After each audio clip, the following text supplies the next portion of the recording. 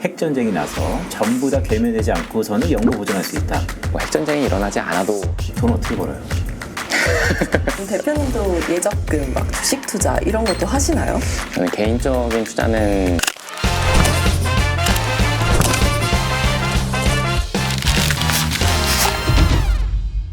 인문학이 머니. 세상을 더 깊게 바라보는 단 하나의 인문학 빈센트입니다. 하나증권에서만 알려주는 알짜배기 인문학 편다송입니다. 네, 지난주에 이어서 이민영 대표 계속해서 얘기해 보도록 하겠습니다. 지난 시간에 제 내리에 딱 담아 놓는 것은 나는 그래도 일주일에 한 7, 8천만 원은 벌어봤다. 뭐 이런 것도 있었고 내가 생각하는 웹3는 아직 오지 않았다. 그러면 오늘은 뭐 이 얘기 한번 해볼까요? 금융회사의 또 팁이다 보니까 이 소유권의 개념, 웹 3.0에서의 소유권은 어떻게 정의할 수 있고 어떻게 이동되는 것입니까?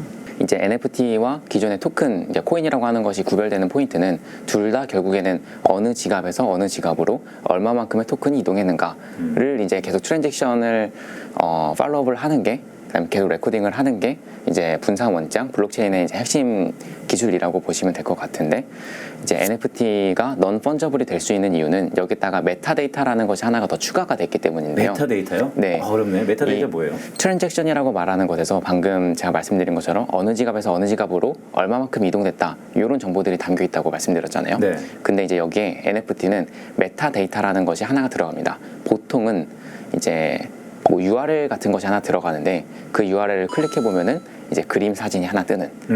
그러면 이제 NFT가 한때 약간 트렌드였잖아요. 지금도 네. NFT로 많은 부분들이 또 가슴앓이 앓고 있을 텐데. 그럼 예를 들어서 이민영 대표의 NFT를 제가 하나 샀어요. 그럼 이제 가치가 뭔가 부가가치가 하나 올라갔죠. 그럼 그거를 또 우리 다성 씨가 샀어요. 그럼 다시 이민영 대표한테 이 과정에서 어떻게 보면 내가 이민영 대표 걸 사고 내 거를 다성 씨가 사고 이 행위에서 가치가 올라가는 겁니까? 그 행위 자체로 NFT의 가치가 올라간다고 보기는 어려울 것 같고요. 다만 이제 뭐 경매나 혹은 이 물건이 뭐 아파트를 봐도 아파트가 한 번 뭐 50억에 거래가 됐다라고 하는 것보다 이제 여러 사람들이 그 아파트를 한 50억쯤에 거래를 하더라라는 것이 이 가격을 매기고 가치를 산정하는 데 훨씬 도움이 되지 않습니까? 그거랑 비슷한 관점에서는 이제 빈센트님께서 말씀하신 게 맞지만 사실 이거는 저희가 짜고 치는 고스톱일 수도 있기 때문에 사실 이걸 하기 위해서 저와 빈센트님 그다음에 다성 아나운서님께서 필요하신 것이 아니라 저만 익명으로 지갑을 여러 개를 만들어도 사실 블록체인 상에서는 다른 사람으로 인식이 되는 것이거든요. 그런 점들 때문에 법적인 제재나 규율 같은 게 좀 필요하지 않을까요? 그래서 플랫폼에서는 이제 KYC 인증이 되지 않으면 아예 가입을 시켜주지 않고, 그러니까 이 지갑 주소만 가지고는 가입이 되는 게 아니라 지갑 주소도 있고 그다음에 내 개인 신원도 확인이 된 상태에서 하나의 계정만으로 뭔가 할 수 있는 이런 것들은 가능은 하긴 한데요. 이것은 이제 처음 저희가 예시를 들었던 것처럼 이렇게 여러 명이서 실제로 또 공동 행동을 하면은 해결이 되는 문제여서 이런 자전거래 자체를 막는 것은 현재는 조금 어려운 부분이 있습니다. 저는 이제 그래서 가장 중요한 거, 자, 이민영 대표는 그래서 NFT 안 하죠. 네, 저는 안 할 것 같아요. 왜냐하면 이 가전들이 너무나 리스키한 것들이 많기 때문에 자, 이민영 대표가 NFT는 안 한답니다. 네. 좋습니다. 쭉 보면 전 세계에 수많은 것들이 복제되는데 뭐 이런 거죠. 다 나눠져 있기 때문에 뭐 만약 가정을 해보자. if 핵전쟁이 나서 전부 다 괴멸되지 않고서는 영구 보존할 수 있다 라고 하지만 그게 또 반대로 얘기하면 늘상 그런 가정이 또 안 일어나지도 않고 또한 아까 그 비용 문제로 여기저기 또 흩어지지도 않고 그래서 그냥 전반적인 느낌이 뭐냐면 이론적으로만 뭐 그럴싸하지 결국 실태를 보니 너무나 성숙되지 않는 생각들이었구나. 그에 대해서는 어떻게 좀 생각하세요? 저는 전적으로 동의를 하고요. 사실 뭐 핵전쟁이 일어나지 않으면 뭐 데이터가 소실이 되지 않는다라고 말씀을 하셨는데 뭐 핵전쟁이 일어나지 않아도 데이터는 소실될 수 있고요. 데이터 센터를 남극에다가 뭐 아무도 모르는 곳에 여러 개를 짓고 데이터 자체만을 보존하는 것이 목적이라고 한다면 그렇게도 해결할 수 있는 문제 아닙니까? 네. 그래서 저는 빈센트님 말씀에 좀 동의를 합니다. 그렇다면 이 부탈린 있잖아요. 전 대한민국 사람들이 부탈린 참 좋아하는 것 같아요. 근데 그게 왜 그래요? 아, 귀여워서? 네. 아, 또 다른 시각이다. 아, 귀여워서? 아, 귀엽구나. 네. 웹3 업계 자체가 인플루언서들 중심으로 조금 돌아가고 있는 것들이 많지 않습니까? 그렇죠. 그리고 오피니언 리더들. 사실 뭐 트럼프가 NFT를 발행하는 것도 같은 개념이고요. 맞습니다. 그다음에 부탈린이 어떤 암호화폐의 어떤 아이콘으로 자리 잡은 것도 마찬가지 개념이고, 부탈린 자체의 어떤 개인이 가지고 있는 매력도나 그다음에 맨날 뭐 유니콘 무지개 유니콘 있고 그러니까요. 뭐 서울 지하철에 보면은 돌아다니고 막 포켓몬 잡으러 다니듯이 사람들이 막 가서 사진 찍고 다니고 근데 그런 행위 자체가 어떤 그 팬덤을 형성하는 거라고 저는 생각을 해서 이제 그것과 암호화폐 그리고 뭐 웹3가 상당히 밀접한 관계가 있지 않은가 저는 진작에 그렇게 생각합니다. 저는 이렇게 생각했었거든요. 한국인들의 이 가상 자산에 대한 뭐 암호화폐에 대한 사랑은 유독 전 세계 데이터로 나타나지 않았습니까? 그리고 비트코인, BTC에서 또 이더리움으로 넘어가는데 이더리움을 상당히 또 새로운 스마트 컨트랙트의 새로운 암호화폐 2.0이다 뭐 이런 시각도 있었으니까 그것의 창시자이기 때문에 지금 뭐 전쟁에 대한 우려도 있지만 부탈린을 좋아하는 거 아닌가 이렇게 생각했었는데 정말로 단순 명료하게 귀여워서 좋았다 뭐 이런 것도 또 다른 시각인 것 같습니다.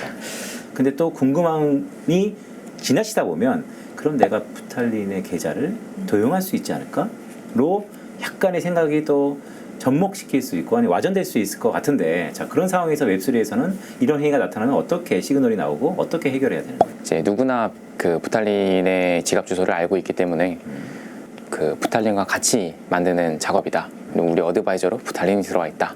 본인이 지지하진 않아도 아니라고 얘기하지 않으면은 또 맞는 것으로 보일 수도 있잖아요. 맞습니다. 네, 주장하기에 따라서. 근데 이제 실제로 어떤 이런 새로운 프로젝트에서 발행한 토큰의 일부를 부탈린의 주소로 보내놓고 받지 않냐.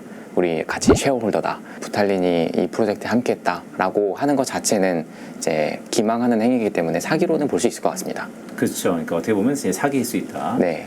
자 그러다 보니까 너무나 좋은데 또 금융권에서 적극적으로 다가가기가 참 어려운 것 같아요. 투명성이 좋지만 받아들이긴 받아들여야 되는데 자칫 머뭇거리는 것 같아요.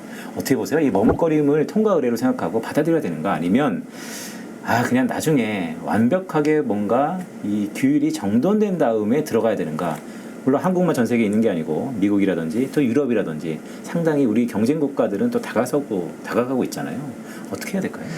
이제 암호화폐가 가지고 있는 가장 명확한 유틸리티성은 이제 송금에 있는 것 같은데 자유로운 송금, 뭐 어느 국가에 있던 너무 손쉽게 몇 초, 몇 분이면 이제 전송이 되고 그 다음에 모니터링도 거래소 단위의 모니터링 정도 외에는 받지 않고 뭐 물론 그것도 이제 월렛 투 월렛으로 송금을 하면은 아무런 감시나 제재도 받지 않고 이제 이런 것이 사용자 입장에서는 굉장한 유틸리티성으로 다가올 것 같은데 특히 이제 화폐까지 넘어가면 또 이제 환율을 건드릴 수밖에 없고 그래서 우리 크립토 신에서는 또 크립토의 달러, USDT, 테더라는 것이 또 있고 테더는 또 실제로 USD, 달러에 또 패그돼 있고 다양한 것들이 좀 있는 것 같습니다. 네, 그럼 이제 저희는 인문학이 머니니까 금리 이야기 한번 해볼 텐데요. 금리 인하 시기에 투자자들이 위험 자산을 좀 선호하는 경향이 있잖아요. 그래서 전통적인 채권이나 저축 계좌보다는 조금 이제 높은 수익을 기대할 수 있는 그런 자산을 찾고 있습니다. 그럼 암호화폐도 고수익 자산 중 하나인데 이런 금리 인하 시기에 암호화폐 시장도 좀 영향을 받을까요? 국면마다 어느 때는 금이랑 상관관계가 높기도 하고 그다음에 또 어느 국면은 나스닥과 상관관계가 높기도 하고 그때마다 암호화폐를 바라보고 있는 사람들의 투자자들의 컨센이거나 혹은 어떤 인과관계가 존재하지 않는 단순한 현상이거나 정도로만 정의하고 있어서 어떤 금리 인하 시대라고 해서 이제 뭐 고위험 자산을 조금 더 추구한다. 그래서 암호화폐로 더 들어올 것이다. 이제 암호화폐와 다른 트래디셔널 에셋과의 전통 자산과의 어떤 상관관계는 크게 유의미성을 찾지는 못했습니다. 이민영 대표 얘기하는 거는 상관관계가 없다라는 거 되게 중요한 것 같습니다. 중앙은행들이 아까도 잠깐 언급을 하셨는데 이 CBDC 개발을 가속화하고 있잖아요.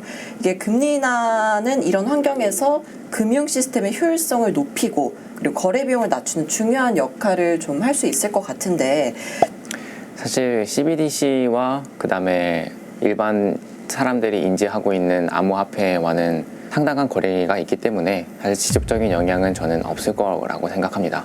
오히려 어떤 이제 규제가 강화되고 블록체인이 가지고 있는 장점들이 조금 레거시로 흡수가 되면서 어떤 긍정적인 영향은 저는 없을 거라고 보고 있습니다.